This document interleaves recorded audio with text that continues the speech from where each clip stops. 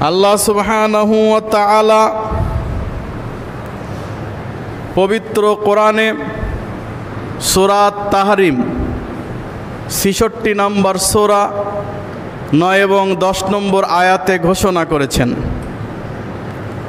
আল্লাহ সুবহানাহু ওয়া তাআলা সূরা তাহরিম সূরাতে ঈমানদারদের দৃষ্টান্ত দিয়ে ঈমানদারদের মেসাল বর্ণনা করে আল্লাহ সুবহানাহু ওয়া তাআলা একজন নারীর উদাহরণ দিয়েছেন। সুবহানাল্লাহ। তাবৎ গোটা বিশ্বের ঈমানদার পুরুষ যারা আছে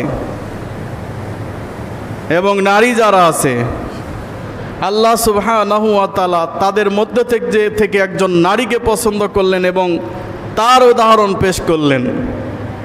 আল্লাহ বলেন, وضرب الله مثلا للذين آمنوا امرأة فرعون। আল্লাহ বলছেন, আমি ঈমানদারদের জন্য ইমরাতা ফেরাউন, ফেরাউন পত্নী, ফেরাউন স্ত্রীর এক্সাম্পল বর্ণনা করছি, উপমা বর্ণনা করছি, মেসাল বর্ণনা করছি। কার? ইমরাতা ফেরাউন, ফেরাউন পত্নী, ফেরাউনের স্ত্রী। আপনারা জানেন পৃথিবীর বুকে সবচাইতে বড় অত্যাচারী, সবচাইতে বড় স্বৈরাচার ছিলেন হচ্ছে ফেরাউন। কে ছিল? ফেরাউন। পৃথিবীর বুকে সবচাইতে অত্যাচারী ছিল ফেরাউন। ফেরাউনের মতো অত্যাচারী, ফেরাউনের মতো নিকৃষ্ট আর কোনো মানুষ কিয়ামত পর্যন্ত আসবে না। বলবেন যে ফেরাউন আর কত নিকৃষ্ট, তার চাইতে তো আমরা বিগত শাসকদের দেখছি সে তার চাইতে তারা নিকৃষ্ট বেশি। আমাদের ধারণায় ভুল আছে, কারণ ফেরাউন একদিন দুই দিন নয়, আপনার বছরের পর বছর ধরে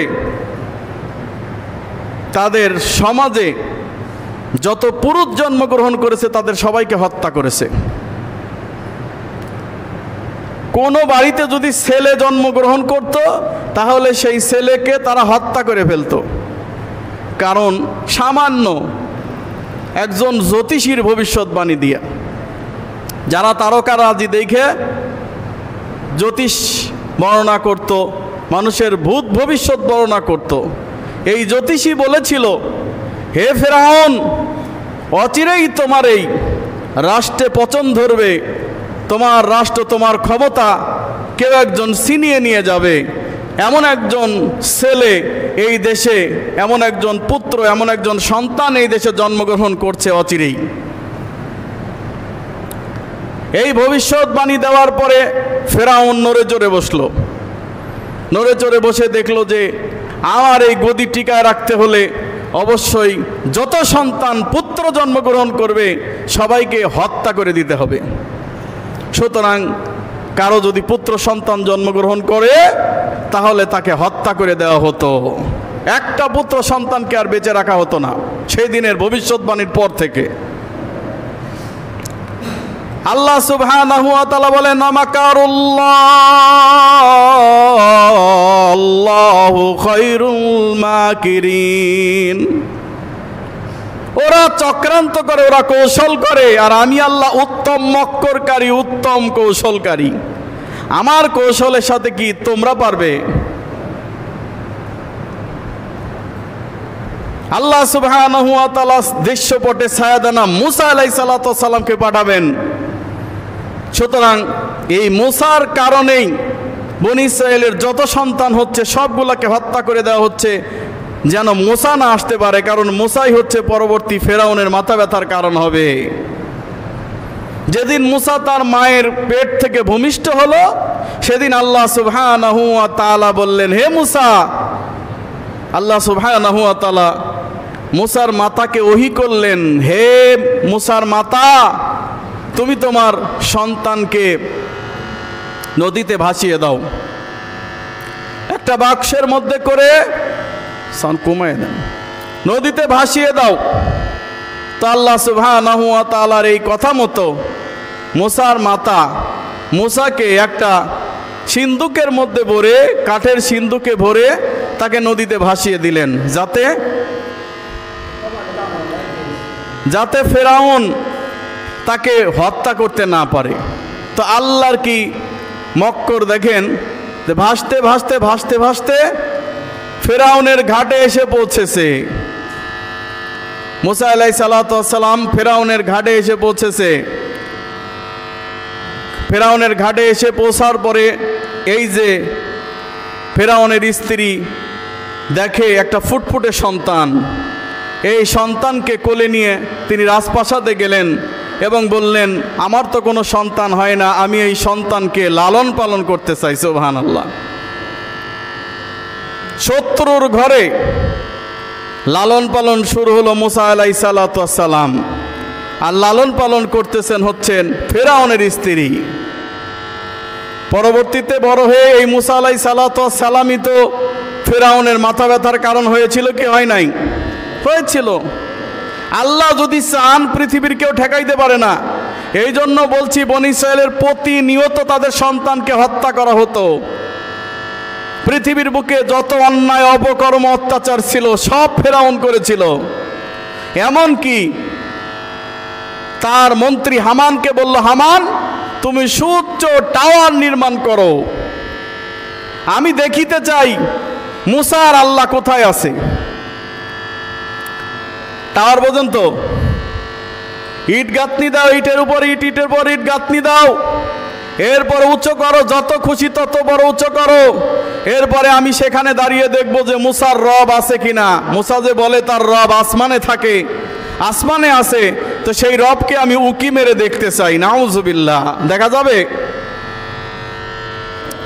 তবে বর্তমান আমাদের কিছু মুসলমানের চাইতে ফেরাউনের আকীদাটা ভালো ছিল। তার বিশ্বাস আকীদাটা শুদ্ধ ছিল যে আল্লাহ তাআলা আসমানে আছে। কিন্তু আমাদের ভিতরে অধিকাংশ মানুষের আকীদা হচ্ছে আল্লাহ সর্বত্র বিরাজমান। আছে না নাই? আল্লাহু আলা কুল্লি মাকান, বলা হয় আল্লাহ সর্বত্র বিরাজমান।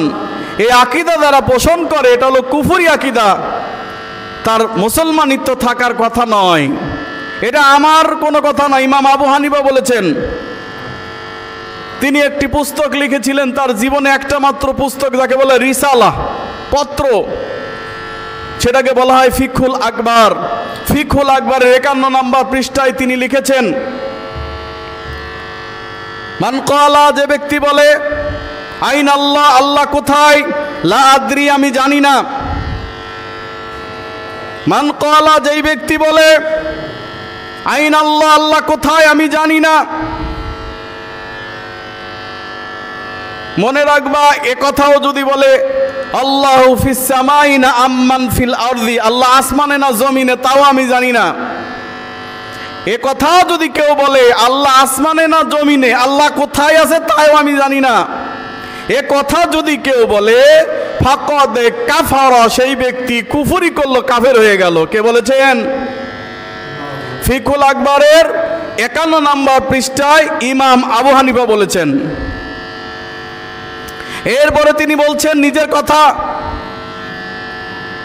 আল্লাহু ফিস সামা, আল্লাহ আকাশে, আল্লাহ উপরে।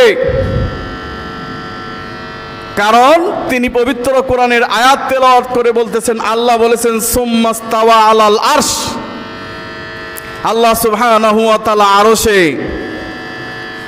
এই জন্য আমরা দোয়া করি, ইউদআ, আল্লাহর কাছে এইভাবে। ইমাম আবু হানিফা বলছেন দোয়া করি এইভাবে।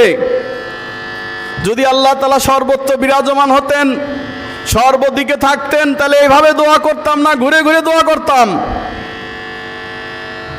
এখন কথা হচ্ছে যে আল্লাহ সর্বত্র বিরাজমান নন, এ কথা যেমন সত্য, আল্লাহ তাআলার শক্তি সর্বত্র বিরাজমান, এ কথাও তেমন সত্য। কারণ আল্লাহ বলেছেন সূরা আরাফ 7 নম্বর সূরার 157 নম্বর আয়াতে, ও রহমাতি ওসিআত কুল্লা শাই, আমার পাওয়ার, আমার ক্ষমতা সব কিছুর মধ্যে পরিব্যাপ্ত। বলেন সুবহানাল্লাহ। সব কিছুর মধ্যে আল্লাহ থাকা লাগে না, বরং আল্লাহর পাওয়ার আছে, ক্ষমতা আছে। সুবহানাল্লাহ। কারণ আল্লাহর পাওয়ার ছাড়া তুমি চলতে পারবে না, আল্লাহর ক্ষমতা ছাড়া তোমার এক পা আগানোর ক্ষমতা নেই। এই জন্য আল্লাহর ক্ষমতা, আল্লাহর পাওয়ার সব কিছুর মধ্যে আছে। আল্লাহ সব জায়গায় থাকা লাগবে না।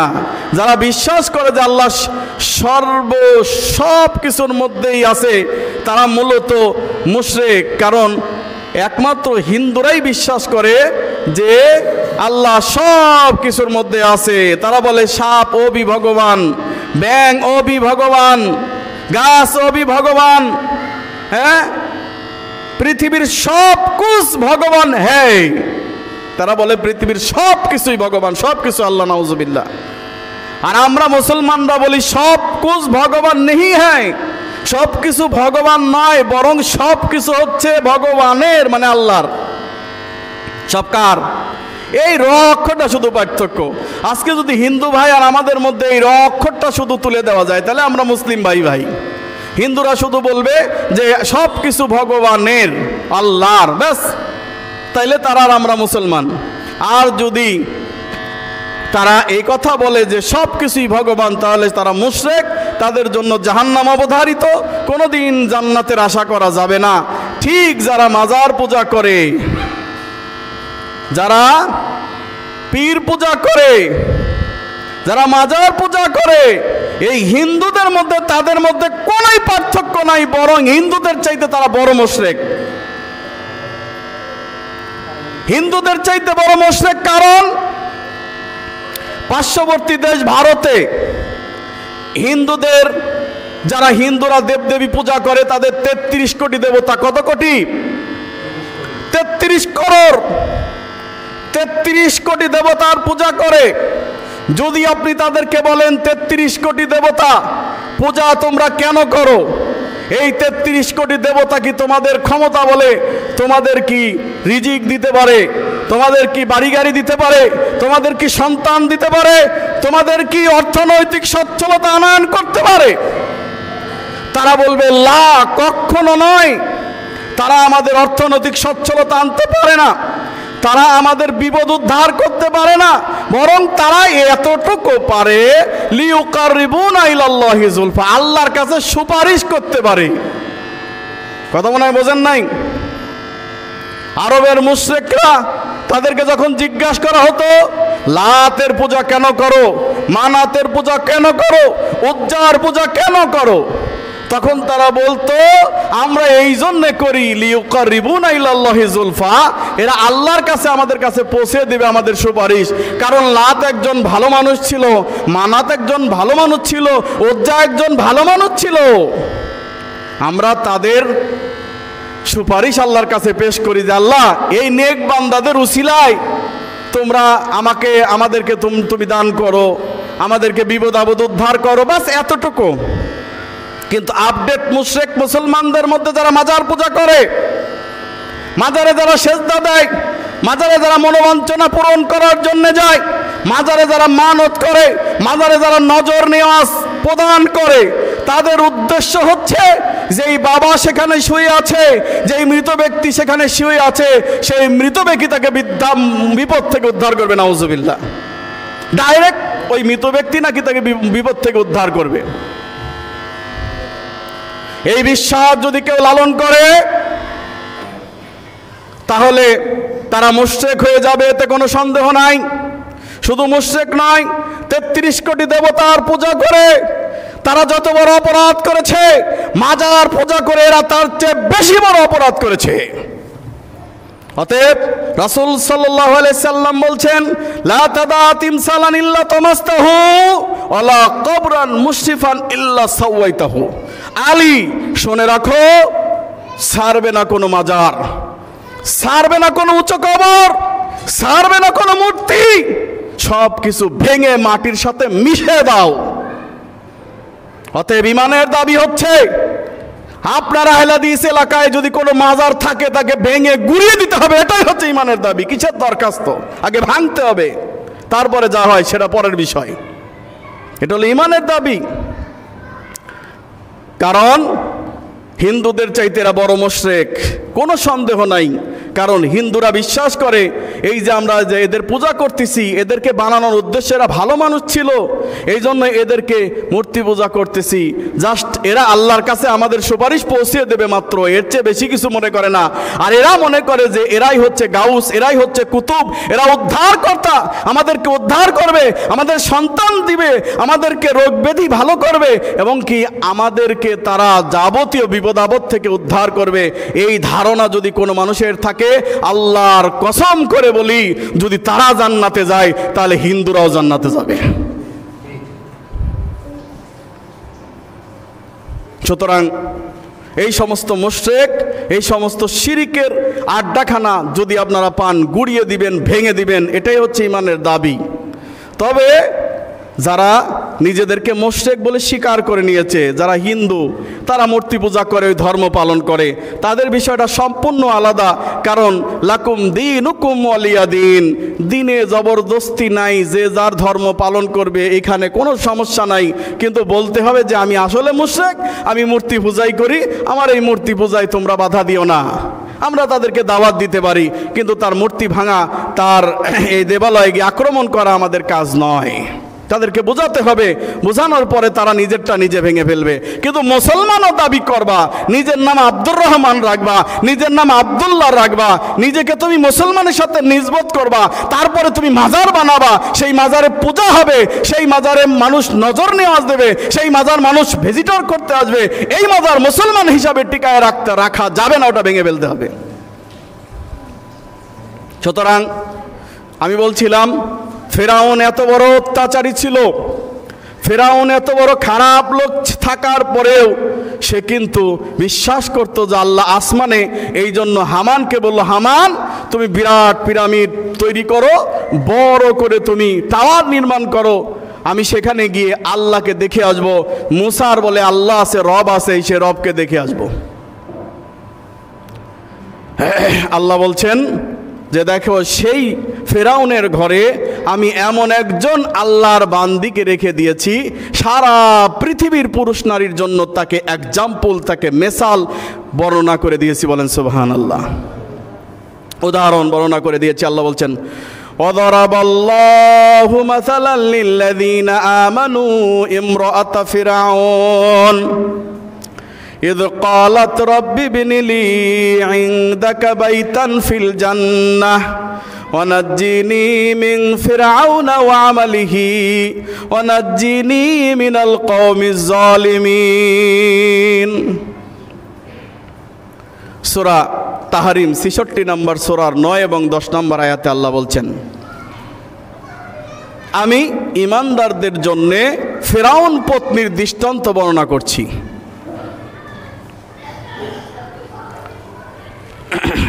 ফেরাউন পত্নীর দৃষ্টান্ত বর্ণনা করছি।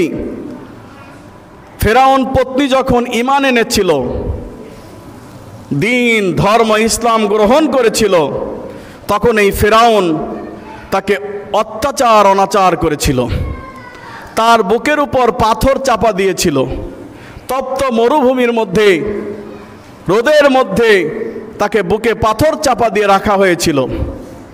তখন এই ফেরাউনের স্ত্রী আসিয়া আল্লাহ সুবহানাহু ওয়া তাআলার কাছে আরজি পেশ করেছিল, আল্লাহ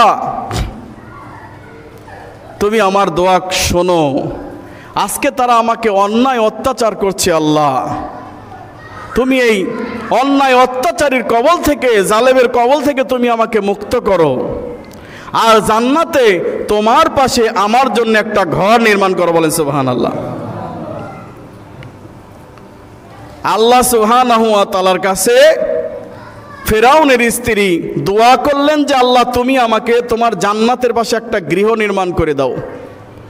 আল্লাহ সুবহানাহু ওয়া তাআলা এই বান্দির দোয়া সঙ্গে সঙ্গে কবুল করে জান্নাতে তার জন্য ঘর নির্মাণ করলেন। শুধু ঘর নির্মাণ করলেন না, এই পৃথিবীতে জীবিত থাকা অবস্থায় 7টা আসমান ফাঁক করে দিলেন।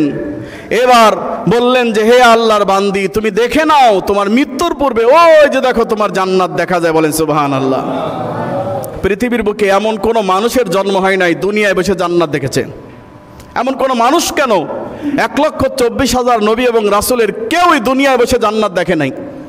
আল্লাহ নবী সাল্লাল্লাহু আলাইহি সাল্লাম মিরাজে গিয়ে জান্নাত দেখেছিলেন, আল্লাহ তাকে নিয়ে গিয়েছিলেন সেখানে, কিন্তু তিনি দুনিয়ায় বসে জান্নাত দেখেননি, বরং আল্লাহ সুবহানাহু ওয়া তাআলা এই বিবি আসিয়াকে এখান থেকে জমিন থেকে আসমান 7টা ফাঁক করে দিয়ে তাকে জান্নাতে ঘর দেখিয়ে দিয়েছেন। বলেন সুবহানাল্লাহ।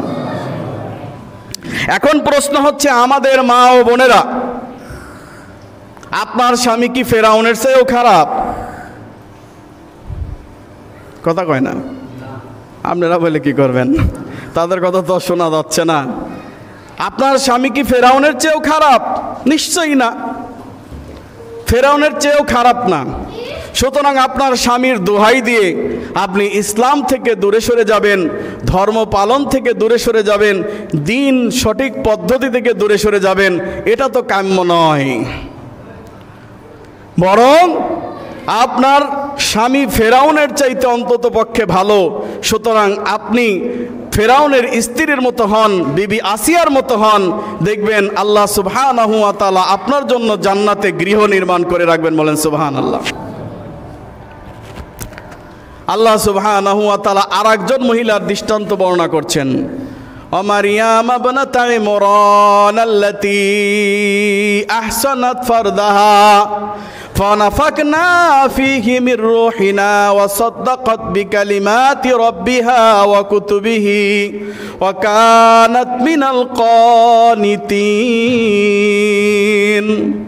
আল্লাহ সুবহানাহু ওয়া তাআলা বলছেন, আমি আরেকজন মহিলার দৃষ্টান্ত বর্ণনা করছি, যার নাম হচ্ছে মারইয়াম ইবনাতা ইমরান, যিনি ইমরান তনয়া মারইয়াম, বিবি মারইয়াম।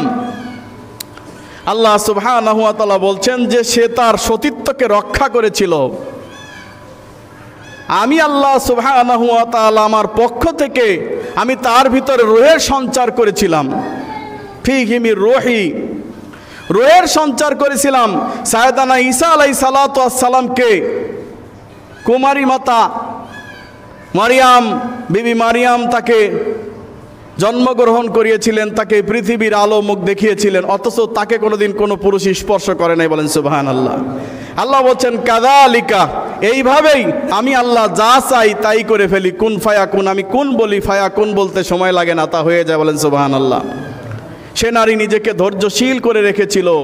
মানুষ বলেছিল, এই মারিয়াম এমন একটা কাজ করেছে, এই অমক কাঠমিস্ত্রি মসজিদে কাজ করতে গেছিল, সেই কাঠমিস্ত্রির যার সন্তান হচ্ছে ঈসা, নাউজুবিল্লাহি মিন যালিক। মানুষ বলা বলি শুরু করে দিল, কারণ মারিয়ামের মাতা বলেছিল যে আল্লাহ তুমি যদি আমার এই গর্ভে কোনো সন্তান দান করো, তাহলে আমি সেই সন্তান তোমার জন্য নজর নিয়াজ করছি, যে তোমার ঘরে আমি তাকে খাদেম হিসাবে দিয়ে দিব। যখন মারিয়াম ভূমিষ্ঠ হলো, তখন আল্লাহর কাছে বলতেছেন মারিয়ামের মা, আমি তো মনে করেছিলাম আল্লাহ ছেলে হবে, কিন্তু হয়ে গেল মেয়ে। মেয়েকে আমি মসজিদে কিভাবে খাদেম হিসাবে কাজে লাগাবো? আল্লাহ বললেন, লাইসা যাকারু কাল উনসা, হে মরিয়মের মা, তোমার এই মেয়ে যে তাবৎ পৃথিবীর বহু পুরুষের চেয়ে শ্রেষ্ঠ। বলেন সুবহানাল্লাহ। লাইসা যাকারু কাল উনসা, এই মেয়েটা তো অনেক পুরুষের চেয়ে শ্রেষ্ঠ। বলেন সুবহানাল্লাহ। তোমার না খুশি হওয়ার কোনো কারণ নাই। সেই মেয়েটাকে কি করা হলো? তাকে বাইতুল মুকাদ্দাস, যেটা জেরুজালেম অবস্থিত, যেটা নিয়ে ফিলিস্তিন এবং ইসরায়েলের মধ্যে লড়াই সংঘর্ষ চলমান চলতেছে, মূলত ছিল এটা কার? এই জেরুজালেম, বাইতুল মুকাদ্দাস কাদের ছিল? মুসলমানদের নয়, মুসলমানদের ছিল। এরা যখন হিটলার 60 লক্ষ ইহুদিকে হত্যা করলো গ্যাস চেম্বারে ঢুকিয়ে, সারা পৃথিবীর মানুষ রি রি করতে লাগলো, হিটলার তুই এত খারাপের খারাপ, মানুষকে গ্যাস চেম্বারে তাদেরকে হত্যা করিস, তোর মতো খারাপ তো দেখি ফেরাউনও না। তখন এই হিটলার একদিনকে জনসম্মুখে ভাষণ দিয়ে বলেছিল, আমি যে কেন ইহুদিদেরকে হত্যা করছি, কিছু ইহুদি ছেড়ে দিলাম, তোমরা পরবর্তী জাতি হারে হারে টের বাবা। হিটলার বলেছিল, আমি ইহুদিদেরকে কেন হত্যা করেছি, সব হত্যা করলাম না, কিছু ছেড়ে দিলাম। যখন দেখবা যে ইহুদিদের ইতিহাস কেমন, তখন তোমরা বুঝতে পারবা যে ইহুদিরা কত খারাপের খারাপ। এই পৃথিবীর মুখে সবচাইতে খারাপ হচ্ছে ইহুদি। ইহুদিরা খারাপ এ কথা কোনো সন্দেহই নাই, কিন্তু আমল আকীদায় এরা মাজার পূজারই চাইতে খারাপ না। পীর পূজা মাজার পূজা যারা করে ইহুদিরা তার চেয়ে অন্তত ভালো, কারণ তারা কোনো মূর্তি পূজা করে না, তারা মাজার পূজাগুলা বিশ্বাস করে না। তারা বিশ্বাস করে, হাদিসে এসেছে যে শেষ জামানায় একটা গাছ নাম হবে, সেই গাছটা শাজারাতুল গরকত। এই গরকত নামক বৃক্ষ তাদেরকে সেফটি করবে, কারণ মুসলমানরা তাদেরকে যখন হত্যা করতে যাবে গাছ বলে উঠবে, ওহে মুসলমান, আমাদের পিছনে কিন্তু ইহুদি লুকায় আছে। পাথর বলে উঠবে, মুসলমান ইহুদিকে হত্যা করো, কারণ আমার পিছনে ইহুদি লুকায় আছে। একটি গাছ শাজারাতুল গরকত নামে যে গাছটা থাকবে, এই গাছটা তারা আত্মরক্ষা করলে সেই গাছ তাদেরকে বলবে না যে আমার পিছনে ইহুদি লুকিয়ে আছে, তাদের বন্ধু গাছ, এটা ফ্রেন্ড ট্রি, এই ট্রি তাদেরকে রক্ষা করবে। এই কথা তাদের ধর্মগ্রন্থে লেখা নাই, ইসলাম ধর্মগ্রন্থে মুহাম্মদ সাল্লাল্লাহু আলাইহি সাল্লাম পাক জবানিতে বলে গিয়েছিলেন। সেই কথা তারা এত বিশ্বাস করে, এই কারণে দেখবেন এখন জেরুজালেমে যেয়ে দেখেন, ইসরায়েলে যেয়ে দেখেন, হাজার হাজার এই গাছগুলা তারা লাগিয়ে চলেছে। বুঝতে পারছেন তো আমি আপনাকে কি বুঝাইতে চাইলাম? তাদের আকীদা বিশ্বাস ইসলামের প্রতি আছে, কিন্তু একমাত্র নবী মুহাম্মদ সাল্লাল্লাহু আলাইহি সাল্লাম কেন বনি ইসরায়েল থেকে আসলো না, এই হিংসার কারণে তারা ইসলাম গ্রহণ করতে পারে নাই। ইয়াকুব আলাইহিস সালাতু ওয়াস সালামের দুই পুত্র, এক হচ্ছে ইসহাক, এক হচ্ছে ইব্রাহিম। কয়জন পুত্র? ইব্রাহিম আলাইহিস সালাতু ওয়াস সালামের দুই পুত্র, এক হচ্ছে ইসমাইল, এক হচ্ছে ইসহাক। ইসহাক আলাইহিস সালাতু ওয়াস সালামের বংশধর থেকে হাজার হাজার নবী এসেছে, হাজার হাজার নবী এসেছে, কিন্তু হযরতে ইসমাইল আলাইহিস সালাতু ওয়াস সালামের বংশধর থেকে একজন মাত্র নবী এসেছেন, যিনি হচ্ছেন মুহাম্মদ সাল্লাল্লাহু আলাইহি সাল্লাম। কেন ইসহাকের বংশধর থেকে মুহাম্মদ আসলেন না? এই ইহুদিরা তাদের দেশ ত্যাগ করে মদিনায় চলে এসেছিল যে একজন নবী আসবেন, সেই নবীর আগে ভাগে আমরা হাতে বায়াত গ্রহণ করব, আগে ভাগে আমরা মুসলমান হব। কিন্তু যখন দেখলেন সেই নবী ইসহাকের জন্ম ধর্না থেকে, ওই বংশ থেকে না এসে ইসমাইলের বংশধর থেকে এসেছে, সেদিন থেকেই শত্রুতা শুরু হয়ে গেল। সেই শত্রুতা কিয়ামত অবধি চলছে। এজন্য তারা মুসলমানদের সাথে তারা কখনোই আপোষ করে নাই, মুসলমানদেরকে তারা সর্বদাই নিগৃহীত করেছে এই ইহুদিরা। সুতরাং আল্লাহ সুবহানাহু ওয়া তাআলা এই ইহুদি চক্রান্ত থেকে আমাদেরকে উদ্ধার করুন। এই জেরুজালেমে যে অবস্থিত বাইতুল আকসা, এই বাইতুল আকসা হচ্ছে আমাদের পূর্বের কেবলা, যেখানে আমরা আগে সালাত আদায় করেছি, বলতে আমাদের মুসলমানেরা সর্বপ্রথম বাইতুল আকসার দিকে সালাত আদায় করেছে। সেই বাইতুল আকসাতে মারিয়াম, বিবি মারিয়ামকে খাদেম হিসাবে একটি মেহরাবে, যে আমরা যে মেহরাবটা ব্যবহার করি, মূলত এই মেহরাব কোনো খাদেমের জন্য বা অস্ত্র গোদাম আকারে রাখা হয়। যাই হোক, মেহরাব খারাপ জিনিস নয়। অনেকে বলেন যে মসজিদে মেহরাব দরকার নাই, মসজিদের মেহরাব কোনো খারাপ জিনিস নয়, সেখানে নিজে মসজিদের জিনিসপত্র রাখলেও কোনো সমস্যা নাই। তো সেই মেহরাব ছিল, সেই মেহরাব ঘেরা মেহরাব ছিল, সেই মেহরাবে তিনি থাকতেন এবং আল্লাহ সুবহানাহু ওয়া তাআলা তাকে জান্নাত থেকে ফল গিফট করতে বলেন। সুবহানাল্লাহ। বিভিন্ন মৌসুম, যখন মৌসুম নয় তখনও সেই সমস্ত ফল তার কাছে আসতো। কিন্তু যখন তার কাছে একজন ফেরেশতা আসলেন, ফেরেশতা পুরুষের আকৃতিতে আসলেন, তখন তিনি ভয় পেয়ে গেলেন। আর ফেরেশতা বললেন যে না, আমি কোনো খারাপ উদ্দেশ্যে তোমার কাছে আসি নাই, আসছি আল্লাহর তরফ থেকে, কারণ তুমি সন্তান জন্ম দিবে তাই। তখন বলতেছে, আমাকে তো কোনো পুরুষ কোনো দিন স্পর্শ করে নাই, আমি কিভাবে সন্তান জন্ম দিব? তখন তিনি বলছেন, আল্লাহ যা খুশি ইচ্ছা তাই করেন, সুতরাং আল্লাহর ইচ্ছার বাইরে কেউ যেতে পারে না। যাই হোক, ঘটনা লম্বা চওড়া। এইবার বিবি মারিয়ামের পেটে সন্তান আসলো, যখন যখন খালাস হবে, সন্তান জন্ম দিবে, এই মুহূর্তে তার পেটের প্রেগনেন্টে ব্যথা শুরু হয়ে গেল। তখন তিনি কি করবেন? সেখান থেকে বের হয়ে গেলেন, কারণ মানুষ সিসি করতে পারে যে বাইতুল মুকাদ্দাসের মতো একটা পবিত্র স্থানে এই মহিলাটা এই কাজটা করেছে। তিনি চলে গেলেন অনেক দূরে একটা খেজুর বৃক্ষতলে, সেখানে অবস্থান গ্রহণ করলেন। তিনি আল্লাহর কাছে বলতেছেন যে আল্লাহ, আজকের এই দিন দেখার চাইতে যদি আমি মরে যেতাম, অথবা আমি যদি মানুষের স্মৃতি থেকে বিলুপ্ত হয়ে যেতে পারতাম, তাহলে কতই না ভালো হতো। তখন আল্লাহ সুবহানাহু ওয়া তাআলার পক্ষ থেকে একজন ফেরেশতা এসে বললেন, ইয়া মারিয়াম, হে মারিয়াম, লা তাহজান, তুমি দুঃখ পেও না, কষ্ট পেও না, মনে কিছু রেখো না। এই যে গাছটা আছে না, এই গাছটার গোড়ায় একটু ঝাঁকি দাও, গাছটার গোড়ায় কি করো? ঝাঁকি দাও, সেখান থেকে সুপক্ক তাজা খেজুর পতিত হবে। তোমার পায়ের কাছের মাটির কাছে একটু লাথি দাও, ওখান থেকে পানি নির্গত হবে। এই খেজুর খাও আর এই পানি খাও, দেখবে তোমার ব্যথা দূর হয়ে যাবে, তুমি সুন্দরভাবে সন্তান প্রসব করাতে পারবে। বলেন সুবহানাল্লাহ। এক কথা বলতে গেলে আর এক কথা বলতে হয়। এই ঘটনার মধ্যে দুইটা জিনিস নিহিত আছে। এক হচ্ছে বিবি মারিয়াম চলাফেরাই করতে পারতেছে না, একাকী সন্তান ভূমিষ্ঠ হবে, সেই ক্ষেত্রে পারত তো আল্লাহ তাআলা ফেরেশতার মাধ্যমে খেজুর পেড়ে তার মুখে তুলে দিতে, তা না করে বললে একটু ধাক্কা দাও। পানিটা তার কাছে রেডি করে রাখতে পারতো, তা না করে বললো পায়ের গুতা দাও। তার মানে কি? খালি আল্লাহর কাছে দোয়া করবেন যে আল্লাহ এই দেশ থেকে তুমি মাজার দূর করে নিয়ে যাও, হবে না? গায়ের শক্তি কিছু ফরজ খাটাইতে হবে, তাই না? তো সুতরাং আল্লাহ সুবহানাহু ওয়া তাআলা বললেন যে তুমি নিজে একটু কষ্ট করো, তাইলে সেটা ভালো হবে।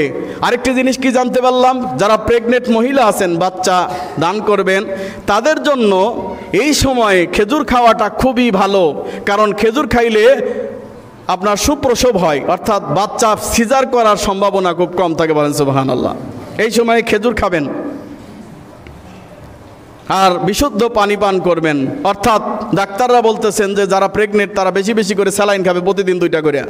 দেখেন তো মেলে কি নাম এই ঘটনার সাথে? সুবহানাল্লাহ। সুতরাং আল্লাহ সুবহানাহু ওয়া তাআলা এই মহিলার দৃষ্টান্ত বর্ণনা করলেন। এই মহিলা যখন সেই বাচ্চাটা নিয়ে তার কওমের কাছে গেল, তখন কওমের নেতৃবৃন্দরা বলা শুরু করে দিল। তারা 2টা দলে বিভক্ত হয়ে গেল। একদল বলল যে এটা হচ্ছে ইউসুফ মিস্ত্রির জারজ সন্তান, নাউজুবিল্লাহ। আর একদল বলতেছে না, যে আল্লাহর অলৌকিকত্ব হইতেও পারে। 2 দলে বিভক্ত হয়ে গেল মানুষ। এই 2 দলের মধ্যে একদল হচ্ছে বনি ইসরাইল, অর্থাৎ ইহুদিরা, যারা বলল যে ইউসুফ মিস্ত্রির জারজ সন্তান, নাউজুবিল্লাহ। আর যারা বলেছিল আল্লাহর অলৌকিকত্ব হতেই পারে, তারাই খ্রিস্টান নামে পরিচিত হয়। তাহলে সাইয়েদানা ঈসা আলাইহিস সালাম, যাকে বলা হয়েছিল ইউসুফ মিস্ত্রির জারজ সন্তান, খ্রিস্টানরা সেদিনকে প্রতিবাদ করেছিল যে না, এটা আল্লাহর অলৌকিকত্ব হতে পারে।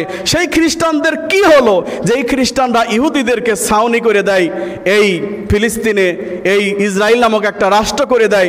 আসলে আমরা বুঝতে অক্ষম, কারণ নামে বেনামে আসলে খ্রিস্টান প্রজন্ম বলে আমরা যেটা বলে থাকি, যে সবচাইতে জনগোষ্ঠীর দিক থেকে, ধর্মের দিক থেকে খ্রিস্টানদের সংখ্যা বেশি, এই ধারণা আমাদের ভুল।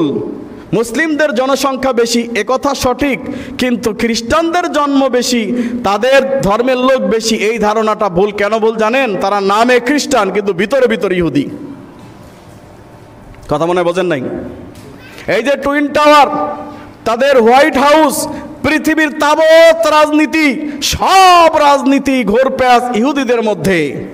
এক ইহুদি ধনকুব যদি সারা পৃথিবীতে 2 দিনের জন্য তার বাণিজ্য স্থগিত করে, সারা পৃথিবীর মানুষ না খেয়ে মরা লাগবে, এমন একটা পরিস্থিতি। সারা পৃথিবী ধ্বংস করতে মাত্র 10টা অ্যাটম বোমা যথেষ্ট। 10টা? কয়টা? কথা বলেন। 10টা অ্যাটম বোমা যথেষ্ট। ইহুদিদের কাছে 200টা অ্যাটম বোমা রয়েছে। আপনি কি জানেন, একজন বিজ্ঞানী, খুব নামি দামি বিজ্ঞানী, নামটা কি জানি ভুলে গেলাম, উনি কিন্তু ইহুদি। হ্যাঁ, উনি কিন্তু ইহুদি, আর উনি এই অ্যাটম বোম তৈরি করছে। আস্তাগফিরুল্লাহ, নাউযুবিল্লাহি মিন যালিক। তবে অ্যাটম বোমা আর যেটাই করো না কেন, আল্লাহর সাহায্য যখন চলে আসবে, তোমার ওই অ্যাটম বোমা কাজ করবে না। হ্যাঁ, অ্যাটম বোমা কাজ করবে? অ্যাটম বোমা কাজ করবে না, সব নিষ্ক্রিয় হয়ে যাবে আল্লাহ যদি চান। যেমন বাংলাদেশে এত বড় আন্দোলন হলো, এই আন্দোলনকারীদের কাছে ভারী ভারী অস্ত্র ছিল, তাই না? কথা কয় না? ভারী অস্ত্র ছিল? কিচ্ছু ছিল না, শুধু হয়তো 2-1টা লাঠি ছিল। অথচ বাংলাদেশ সরকারের কাছে যেই পরিমাণ গোলা বারুদ আছে, যেই পরিমাণ রিজার্ভ সৈন্য আছে, যেই পরিমাণ তাদের কাছে অস্ত্র আছে, ইচ্ছা করলে বাংলাদেশকে 2 মিনিটের মধ্যে ছাতু বানায় দেওয়া যায়। যায় কি যায় না? কিন্তু আল্লাহ চাই নাই যে বাংলাদেশ ছাতু হয়ে যাক। আল্লাহ চেয়েছে এই স্বৈরাচারের পতন হোক, তাই স্বৈরাচারের পতন হয়েছে, কিছুই লাগে নাই। হ্যাঁ, কিছু বেসামরিক নাগরিক মারা গিয়েছে, তারা গুলি করে মারতে পেরেছে, এতটুকুই। কিন্তু বাংলাদেশকে ভ্যানিশ করতে পারে নাই, যদিও তাদের কাছে যে অস্ত্র গোলা বারুদ আছে, সে অস্ত্র গোলা বারুদ দিয়ে বাংলাদেশকে 2 মিনিটে ভ্যানিশ করা সম্ভব। কিন্তু পারে নাই। কারণ কি? আল্লাহ চান নাই। যদি আল্লাহ না চান তাহলে ইহুদির কাছে যতই শক্তি থাক না কেন তারা মুসলমানদেরকে পরাজিত করতে পারবে না। তো দুই দলে বিভক্ত হয়ে গেল। একদল বলল যেহেতু ইউসুফ মিস্ত্রি যার সন্তান, এ তো নবী হতে পারে না, এ তো এর সন্তান নয়। আর একদল বলল যে না, এটা হতে পারে না, বরং আল্লাহর অলৌকিকত্ব হতেই পারে। এই ধরনের কথা বলছে, হচ্ছে কথা। আর বলতেছে, হে মারিয়াম, তোমার মাও তো ভালো মানুষ ছিল, তোমার বাবাও তো ভালো মানুষ ছিল, তোমার মা তো ব্যভিচারী ছিল না, তোমার মা তো বেশ্যা ছিল না, তো তুমি এমন কাজ করলে কেন? সমাজপতিরা যখন বলতে শুরু করে দিল, তখন তিনি আশারাত ইলাইহি, সন্তানের দিকে ইশারা দিয়ে বললেন যে আমি কথা বলবো না, আমার কথা বলা নিষেধ আছে, আল্লাহ তাআলার উদ্দেশ্যে আমি কথা না বলার সিয়াম পালন করতেছি। এটাকে বলে কথা না বলার সিয়াম, মানত করেছি, আমি কথা বলবো না। আপনাদের যদি কথা বলার এতই উদ্দেশ্য থাকে, আমার সন্তান সাইয়েদানা ঈসা আলাইহিস সালাতু ওয়াস সালাম এখানে আছে, তার সাথে কথা বলেন। সমাজপতিরা বলল, হে মারিয়াম, তুমি কেমন কথা বলছো?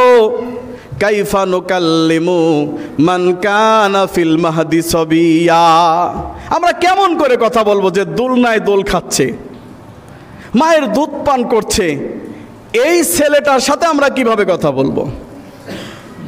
এবার সাইয়েদানা ঈসা আলাইহিস সালাতু ওয়াস সালাম দুধ পান বাদ দিয়ে সমাজপতিদের দিকে তাকিয়ে বলতেছে, ইন্নী আবদুল্লাহ আতানিয়াল কিতাবা ওয়া জাআলানি নাবিয়্যা। ইন্নী আবদুল্লাহ, আমি আল্লাহর দাস, আমি আল্লাহর বান্দা। আতানিয়াল কিতাব, আল্লাহ তাআলা আমার উপর কিতাব নাজিল করেছেন, সুবহানাল্লাহ। ওয়া জাআলানি নাবিয়্যা, তোমরা আমার মাকে খারাপ বলছো, দুষ্ট বলছো না। আমার মা খারাপও নয়, দুষ্ট নয়, আমার মা ব্যভিচারী নয়, বরং আমি আল্লাহর তরফ থেকে তোমাদের জন্য নবী হয়ে এসেছি, সুবহানাল্লাহ। আমি তোমাদের জন্য আল্লাহর তরফ থেকে নবী হয়ে এসেছি, দুইটা আদেশ নিয়ে এসেছি। এক নম্বর আদেশ, আকিমুস সালাতা ওয়া আতুজ যাকাত, তোমরা সালাত কায়েম করবে এবং যাকাত দান করবে। আর আল্লাহর কাছ থেকে আমি আদেশ নিয়ে এসেছি, আমি আমার মায়ের কোনো দিন অবাধ্যতা করব না, সুবহানাল্লাহ। মায়ের অবাধ্যতা করব না। আজকে আমি আমার সন্তান পেয়ে, আমার মেয়ে পেয়ে, আমার ছেলে পেয়ে, আমার সংসার পেয়ে, আমার স্ত্রী পেয়ে মাকে ভুলে গেছি। আহারে, মা কত না কষ্ট করে আমাকে মানুষ করেছে, 10 মাস 10 দিন গর্ভে রেখেছে। আপনি একটু খেয়াল করে দেখবেন, আপনার স্ত্রী যদি প্রেগনেন্ট হয়, দেখবেন যখনই সে খেতে যায় উপর দিকে এমন একটা লাথি মারে সেই বাচ্চা, তখন আর মায়ের খাওয়া হয়ে ওঠে না। মা জল্লাদ হোক, মা কসাই হোক, মা যত খারাপই হোক, মা তো মাই। এক ব্যক্তি এসে বলতেছে, ইয়া রাসূলুল্লাহ সাল্লাল্লাহু আলাইহি ওয়াসাল্লাম, মান আবাররু, আমি কার আনুগত্য, কার সেবা করব বেশি? আল্লাহ বললেন, উম্মুকা, তোমার মায়ের সেবা করবা। এবার লোকটা বলল, সুম্মা মান, ইয়া রাসূলুল্লাহ, এরপরে কার সেবা করব? আল্লাহ বললেন, আল্লাহ রাসূল সাল্লাল্লাহু আলাইহি সাল্লাম বললেন, উম্মুকা, তোমার মায়ের। এরপর লোকটি বললেন, সুম্মা মান, তারপরে কার? আল্লাহ নবী সাল্লাল্লাহু আলাইহি সাল্লাম বললেন, উম্মুকা, তোমার মায়ের। এরপর লোকটা বলল, সুম্মা মান, তারপরে কে? তারপরে রাসূল সাল্লাল্লাহু আলাইহি সাল্লাম বললেন, আবাকা, তোমার পিতার। বলেন সুবহানাল্লাহ। আল্লাহ রাসূল সাল্লাল্লাহু আলাইহি ওয়াসাল্লামের মায়ের কষ্টের কারণে তাকে পরপর 3টা পুরস্কার দিলেন। কয়টা পুরস্কার? 1 নাম্বার, গোল্ড মেডেল মা পেল। গোল্ড মেডেল কে পেল? কে পেল? মা পেল। এবার সিলভার মেডেলও মা পেল। দ্বিতীয় পুরস্কার সিলভার মেডেল কে পেল?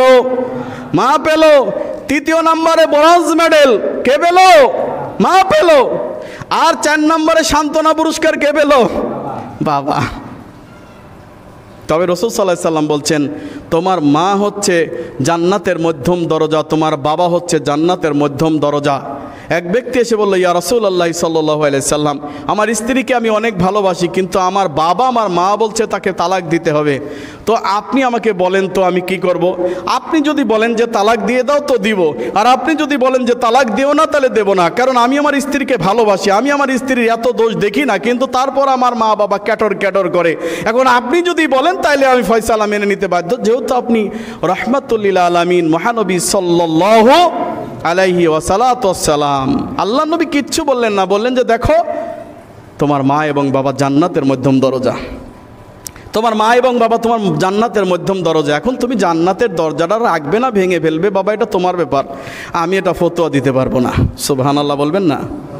বাবা তোমার মা বাবা হচ্ছে জান্নাতের মধ্যম দরজা, এখন তোমার মা বাবাকে কি তুমি জান্নাতের দরজাটা রাখবে না ভেঙে ফেলবে, এটা তোমার ব্যাপার, এটা তো আমি ফতোয়া দিতে পারবো না। সুবহানাল্লাহ। এক ব্যক্তি এসে বলল, ইয়া রাসূলুল্লাহ সাল্লাল্লাহু আলাইহি সাল্লাম, আপনার সাথে জিহাদে যাওয়ার মতো মর্যাদাকর বিষয় আর কিছু হতে পারে না। জিহাদ মানে কি? জিহাদ মানে মরলেই জান্নাত। জিহাদ মানে কি? মরি নাই কিন্তু এখনো শ্বাস আছে, অথচ জান্নাতের সুগন্ধি নাকের মধ্যে ঢুকে গেছে। বলেন সুবহানাল্লাহ। জিহাদ এমন একটা জিনিস, মরার সাথে সাথে জান্নাত। আল্লাহ নবী সাল্লাল্লাহু আলাইহি সাল্লাম, জিহাদ এমন একটা জিনিস, প্রত্যেকটি মাইয়ত তো মারা যায়, সে কবরের ভিতরে থাকে, কিন্তু শহীদ তো কবরে থাকে না। শহীদকে আল্লাহ সুবহানাহু ওয়া তাআলা জান্নাতের মধ্যে প্রবেশ করান, এরপরে শহীদদেরকে জান্নাতের ভিতর সবুজ পাখির ভিতরে তাদের আত্মাটা ঢুকিয়ে দেন। এইবার সবুজ পাখিগুলা জান্নাতের বিভিন্ন ফলমূল খেতে থাকে। আল্লাহ সুবহানাহু ওয়া তাআলার আরশের পায়াতলে গিয়ে তারা সেখানে গিয়ে মাঝে মাঝে বিশ্রাম করে। আল্লাহ সুবহানাহু ওয়া তাআলা নিচের দিকে তাকিয়ে এই সমস্ত শহীদদেরকে বলতে থাকে, ও শহীদ, ও শহীদ, তোমাদের তো জান্নাতের নিয়ামত পেয়েছো, খেয়েছো, কি ব্যাপার? তোমরা কি এই জান্নাতের নিয়ামত পেয়ে যথেষ্ট? আর কিছু আমার কাছে চাও না? একদিন যায়, 2 দিন যায়, 3 দিন যায়, 4 দিন যায়, 5 দিন যায়, একই কথা আল্লাহ সুবহানাহু ওয়া তাআলা শহীদকে জিজ্ঞাসা করে। এই শহীদ তখন ত্যক্ত বিরক্ত হয়ে বলে, আল্লাহ তুমি জান্নাতে এত কিছু দিয়েছো, এত নিয়ামত দিয়েছো, এত শুকরিয়া করে তো শেষ করতে পারবো না। জান্নাতের সব নিয়ামত তুমি আমাদেরকে দিয়ে দিয়েছো, জান্নাতে ঢোকার আগেই, প্রত্যেকটি মানুষের বিচার হিসাব নিকাশ হওয়ার আগেই আমরা জান্নাতে প্রবেশ করছি, আর কি চাওয়ার আছে? আল্লাহ বলতেছেন, না দেখো, আর কিছু যদি চাওয়ার থাকে বলো, আমি তোমাদের প্রতি খুব সন্তুষ্ট। বলবেন, আল্লাহ ঠিক আছে, আপনি যখন আমাকে ছাড়ছেন না, আমাদেরকে ছাড়তেইছেন না, আল্লাহ একটা কাজ করেন, আপনি আমাদেরকে আবার আমাদের ভিতরে, শরীরের ভিতরে আত্মাটা ফিট করে আবার আমাদেরকে দুনিয়াতে নামিয়ে দেন। দুনিয়ায় নামিয়ে আবার আমরা আপনার জন্য জিহাদ করব, দিনের জন্য জিহাদ করব, দিনকে বিজয় করার জন্য জিহাদ করব। জিহাদ করতে করতে করতে করতে আবার শহীদ হয়ে যাব। শহীদ হওয়ার পরে যখন জান্নাতে প্রবেশ করব, আবার যখন আপনার কাছে এসে যাব, যখন আল্লাহ আপনি বলবেন, ওহে শহীদ তুমি আর কি চাও? আমি বলবো, আল্লাহ আবার তুমি দুনিয়ায় দিয়ে দাও আমাদেরকে, আমরা শহীদ হয়ে আবার জান্নাতে ফিরে আসি। কারণ এই শহীদের মর্যাদা এত যে পৃথিবীর বুকের চেয়ে আর কোনো মর্যাদা নাই। সুবহানাল্লাহ। তারপরে রাসূল বলছেন, ব্যক্তি বলছে, আল্লাহর নবী জিহাদ এত মর্তবা, আপনার সাথে আমি জিহাদ করতে চাই।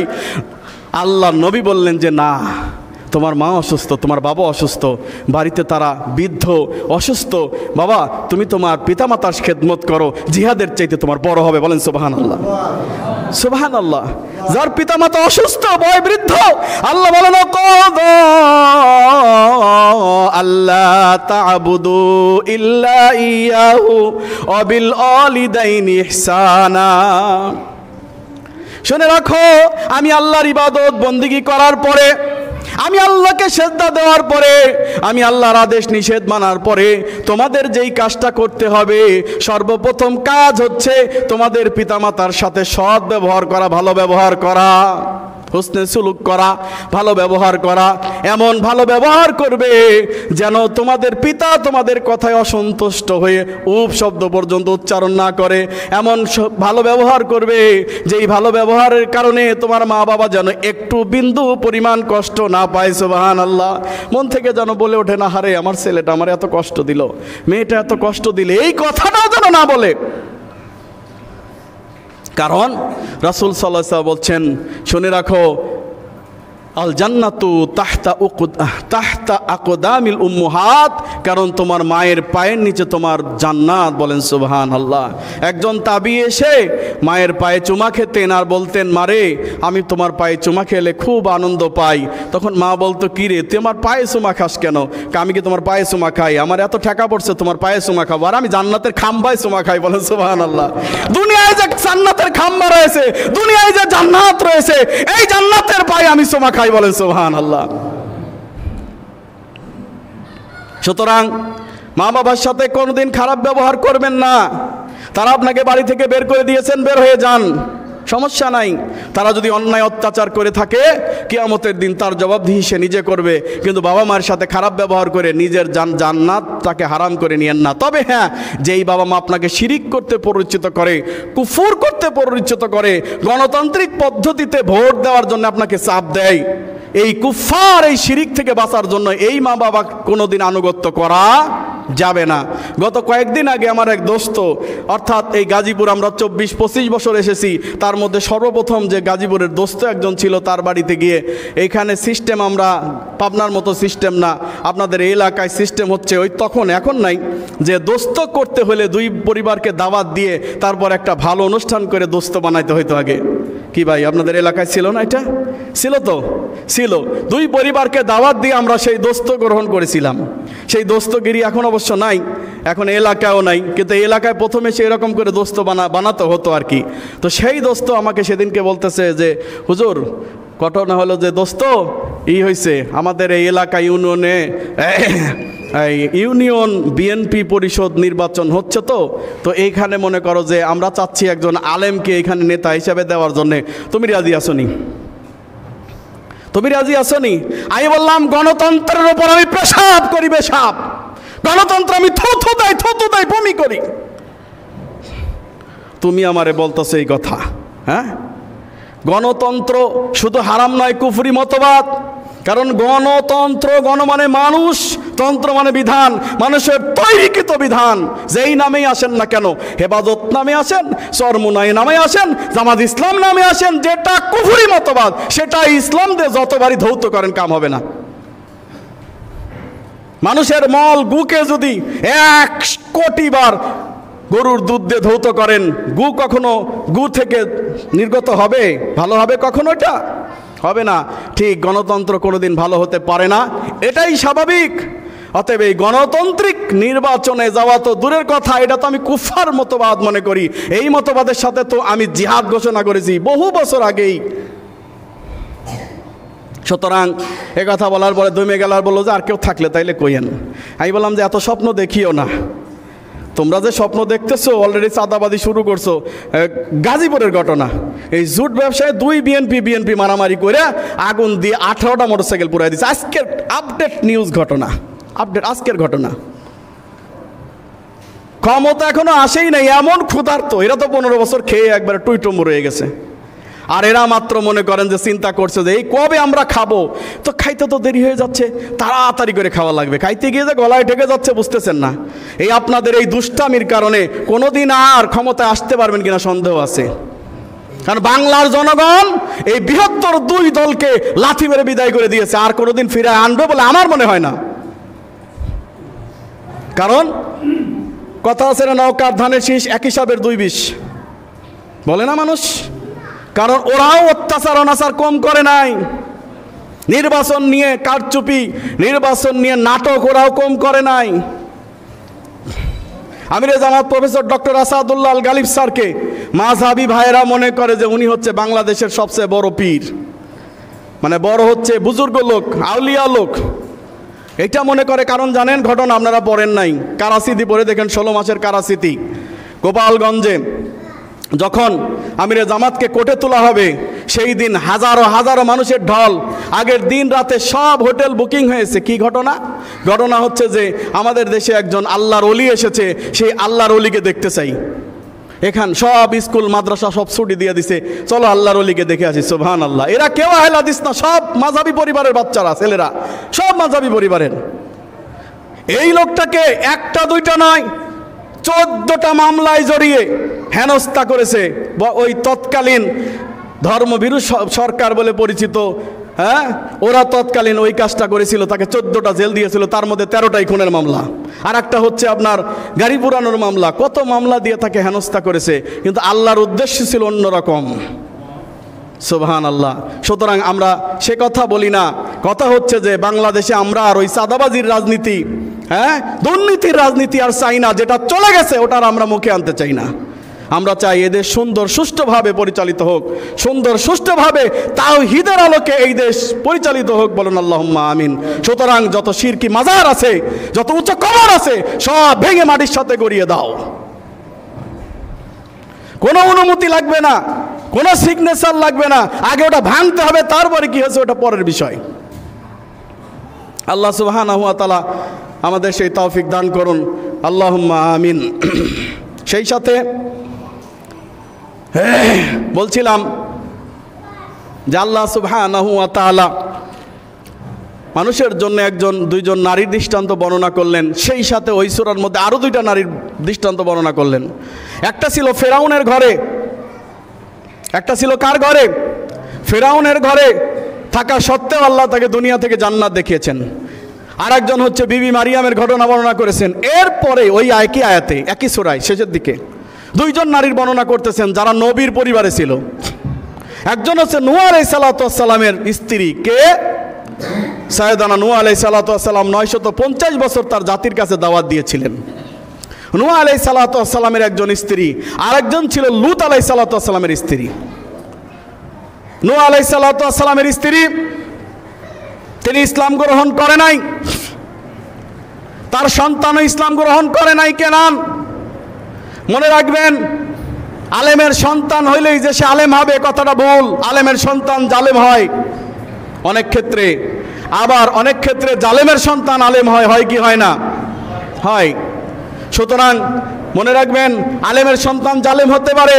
যেমন কেনান হয়েছিল নবী নূহ আলাইহিস সালাতু ওয়াস সালামের তদীয় সন্তান কুফফার ছিল। তার সন্তানই শুধু নয়, তার বিবিও কুফফার ছিল। লূত আলাইহিস সালাতু ওয়াস সালামের বিবি শুধু কুফফারই ছিল না, বরং সমকামীদের সাপোর্টার ছিল। নাউজুবিল্লাহ। লূত আলাইহিস সালাতু ওয়াস সালামের বাড়িতে যখন 3জন ফেরেশতা আসে সুন্দর যুবকের আকৃতি নিয়ে, আল্লাহ যখন কোনো জাতিকে ধ্বংস করতে চান তখন সেই জিনিস দিয়েই তাদেরকে ধ্বংস করে দেন। যে জাতি যেই জিনিসের উপর লোলুপ দৃষ্টি ফেলে, যেটা যে যত বেশি ভালোবাসে, সেইগুলা দিয়ে ফিতনায় ফেলে। যেমন বিগত সরকার ধ্বংস হয়েছে দুর্নীতির কারণে, লক্ষ কোটি কোটি টাকা পাচার করার মাধ্যমে এত লোভ হয়ে গিয়েছিল, শেষ পর্যন্ত লোভ ব্রেক না দিতে পেরে জোর করে 15 বছর থেকেছে। তাতে কি হয়েছে? জীবনকার মতো ক্ষমতা হারাইছে। বুঝতে পারছেন? অতিরিক্ত লোভ যখন এসে যাবে কোনো কিছুর প্রতি, তখন সেই জিনিসটা ধ্বংসের কারণ হয়ে দাঁড়ায়। আল্লাহ নবী সাল্লাল্লাহু আল্লাহ তাআলা 3জন ফেরেশতাকে পাঠাইলেন যুবকের, সুন্দর যুবকের আকৃতি দিয়ে, কারণ তারা লাওয়াতিত অর্থাৎ সমকামী জাতি ছিল। আর এই 3জন পুরুষ এসেছে তার বাড়িতে, এই খবর তো তার বউ ছাড়া আর কেউ জানে না। জানে? কথা কয় না? হ্যাঁ, লূত আলাইহিস সালামের বউ ছাড়া আর কেউ জানে না। এই খবর তখন সমাজের লোকদের কাছে প্রচার করলো, গিয়ে বলে দিল লূত আলাইহিস সালামের স্ত্রী। তখন লোকজন তার বাড়ি ঘেরাও দিল। বাড়ি ঘেরাও দেওয়ার পরে এবার লূত আলাইহিস সালাতু ওয়াস সালাম বের হয়ে এসে বললেন, ইনারা আমার মেহমান, আমার মেয়েরা আছে তোমাদের জন্য, কারণ বিবাহ বৈধ ইনস্ট্রুমেন্ট, তোমরা বিবাহ করো। আমার মেয়ে আছে, তাকে তোমরা বিবাহ করো, সুন্দরভাবে জীবনযাপন করো। আমার মেহমানের সাথে তোমরা কোনো খারাপ ব্যবহার করবা না। তখন বলল, কিসের আপনার মেহমান আর কিসের আপনার মেয়েদের আমাদের দরকার নাই। সরাসরি কোরআনের আয়াত বলতেছে, আপনাদের মেয়েদের প্রতি আমাদের কোনো আসক্তি নাই, ওই 3জন মেহমানকে আমাদের সামনে আনেন। নূহ আলাইহিস সালাতু ওয়াস সালাম পেরেশান হয়ে গেলেন। তখনও নূহ আলাইহিস সালাম জানেন না যে এরা ফেরেশতা। নূহ আলাইহিস সালাতু ওয়াস সালাম তাদের কাছে যখন এই ঘটনাটা তাদের কানে চলে গেল, তখন নূহ আলাইহিস সালাতু ওয়াস সালামকে বললেন, লা তাহজান, আপনারা ভয় পাইয়েন না, কারণ আমরা এসেছি এই জাতিকে ধ্বংস করার জন্যে, আমরা ফেরেশতা। বলেন সুবহানাল্লাহ। এরপরে তারা তাদের ডানা ঝাপটা দেওয়ার পরে তারা সব চলে গেল, ভেগে গেল। আর বললেন, শোনেন, প্রত্যুষে সকালে উঠে আমরা চলে যাব, সবাই দলবল সহ আপনাদের যারা আছে তাদেরকে চলে যাবেন, ইল্লা ইমরাত, কিন্তু আপনার স্ত্রী যেতে পারবে না। আপনার সন্তান পরিজন যারা আছে সবাই যাবে, আপনার স্ত্রী যাবে না। কারণ আপনার স্ত্রী হচ্ছে তাদের সাথে লোক, তাদের প্রমোটার, অতএব তারা যেতে পারবে না। বর্তমান আমাদের উপদেষ্টাদের মধ্যে একজন মহিলা আছে সমকামীর প্রমোটার, নাউজুবিল্লাহ। আমরা এর প্রতিবাদ জানাচ্ছি, শক্তভাবে প্রতিবাদ জানাচ্ছি। হয় এখান থেকে বিরত থাকো, নইলে কিন্তু তোমার উপদেষ্টাগিরি আমরা ছেড়ে দেব। সুতরাং সে যেতে পারবে না। ঠিক আছে, এইবার গজব নাজিল হবে। লূত আলাইহিস সালামের স্ত্রী বুঝতে পারলো গজব নাজিল হবে, তাই তার পিছে পিছে যেতে থাকলো। লূত আলাইহিস সালামকে ফেরেশতারা বলে দিয়েছিলেন যে পিছন দিকে তাকাবেন না। লূত আলাইহিস সালাম পিছনে তাকায় নাই, কিন্তু তার স্ত্রী দেখলো যে দেখি পিছনে কি হয়, ওই দেখি কি হয়, গেছে, শেষ, ধ্বংস। আল্লাহ সুবহানাহু ওয়া তাআলা লূতের কওমকে এত পরিমাণ শাস্তি দিয়েছিলেন যে পৃথিবীর আর কাউকে এত পরিমাণ শাস্তি দেন নাই। বলবেন সেটা আবার কেমন? তাদের কওমকে উঠিয়ে নেওয়া হয়েছিল একবারে মহাশূন্যে, বুঝছেন? মহাশূন্য থেকে মানুষ, কুকুর, বিভিন্ন মানুষের আওয়াজ ভেসে আসতেছে। মহাশূন্যে তুলে নিয়ে উল্টা করে এই জাতিকে নিক্ষেপ করেছিল। কারণ আল্লাহ তাআলা নারীকে বৈধ করেছেন বিবাহের মাধ্যমে, পুরুষকে নয়। তারা উল্টা পথে গিয়েছিল, এই জন্য আল্লাহ তাদেরকে উল্টা করে ধ্বংস করে দিয়েছেন। নাউজুবিল্লাহি মিন যালিক। অতএব আমরা এই ধরনের পথে অগ্রসর তো হবই না, এই ধরনের কাজ আমরা করব না। এই ধরনের কাজ যারা করে তাদের বিরুদ্ধে আমরা অ্যাকশন নিব। কারণ রাসূল সাল্লাল্লাহু আলাইহি সাল্লাম বলছেন, ফাইল মাফউল কিতালুহুম, যেই ব্যক্তি এই কাজটা করলো সে পুরুষ, দুইজন যদি পুরুষ হয় তাদেরকে হত্যা করে ফেলো। আল্লাহ সুবহানাহু ওয়া তাআলা আমাদেরকে দিন বোঝার তৌফিক দান করুন, আল্লাহুম্মা আমিন। সেই সাথে আমরা এলাকার সমাজ, প্রত্যেকটি মসজিদের সমাজের সবাই একত্র আমরা সবাই সিদ্ধান্ত নিয়েছি ইনশাআল্লাহ তাআলা আমাদের এই ডাইন পাশে এই দিকে একটা মাজার আছে, এই মাজারটা যেন তারা নিজ উদ্যোগে নিজেরা ভেঙে নিয়ে গুটিয়ে নেয়। এই কারণে আমরা প্রশাসনের কাছে স্মারকলিপি পাঠাচ্ছি। এই জন্য আপনাদের সবার নাম দরকার যে হ্যাঁ আমরা এটাতে প্রস্তুত আছি, আমরা এটা চাই যে এই মাজারটা ধ্বংস হয়ে যাক। কি বলেন?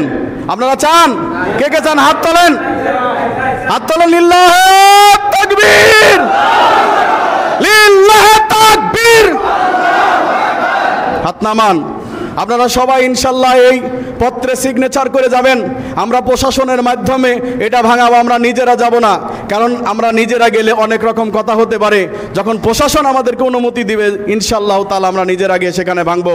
আর তারা যদি নিজেরাই ভেঙে গুটিয়ে নেয় আলহামদুলিল্লাহ, এটা আরও ভালো। আল্লাহ সুবহানাহু ওয়া তাআলা আমাদের তৌফিক দান করুন। আল্লাহুম্মা আমিন। বারাকাল্লাহু লানা ওয়া লাকুম ফিল কুরআনিল আযীম ওয়া নাফা'না ইয়্যাকুম আয়াতি